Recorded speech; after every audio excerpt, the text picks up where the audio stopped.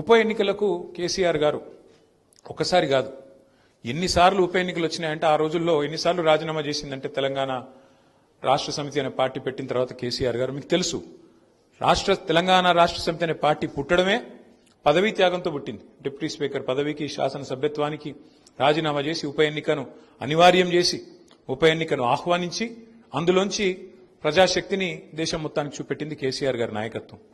కానీ రాజీనామాలు రిపీటెడ్గా అవుతా ఉన్నాయి. 2006లో 2008లో అయినప్పుడు నేను అడిగిన సార్ని, సార్ రెండోసారి ముఖ్యంగా 2008లో రాజీనామా చేసినప్పుడు కేసీఆర్ గారు నేను జయశంకర్ సార్తో కొద్దిసేపు వాదం పెట్టుకున్నా. మళ్ళీ ఎందుకు రాజీనామా చేయాలి సార్, మొన్ననే చేస్తాం కదా 2006లో, సార్ ఎందుకు చేయాలి కేసీఆర్ సారు అన్న. అంటే ఆయన గొప్ప మాట అన్నాడు, గుర్తుపెట్టుకో రాము, ఉద్యమానికి 3 పార్శ్వాలు ఉంటాయి. మొదటి పార్శ్వం సెన్సిటైజేషన్, భావజాల వ్యాప్తి.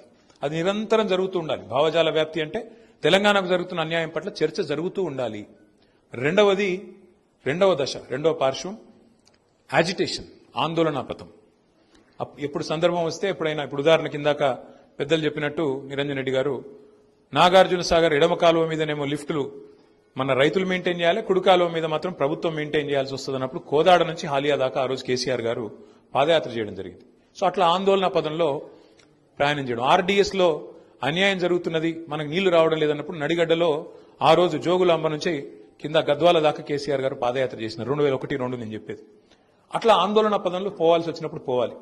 మూడవది democratisation, sensitisation, agitation, democratisation. Democratisation అంటే ఏంటి? ఈ ఆందోళనని, ఈ భావజాల వ్యాప్తిని అల్టిమేట్ గా ఒక రాజకీయ శక్తిగా మలిచి, ఓట్ల రూపంలో మలిచి, సీట్ల రూపంలో మలిచి, ఆ సీట్ల ద్వారా యాచించి కాదు శాసించి ఢిల్లీ మెడలు వంచి తెలంగాణ తెచ్చుకోవాలి. ఇది కేసీఆర్ గారికి ఆయన నూరి పోసిన ఒక ఉద్యమ. లైక్ చేయండి, షేర్ చేయండి, సబ్స్క్రైబ్ చేయండి. మరిన్ని వీడియోల కోసం బెల్ సింబల్ పై క్లిక్ చేయండి.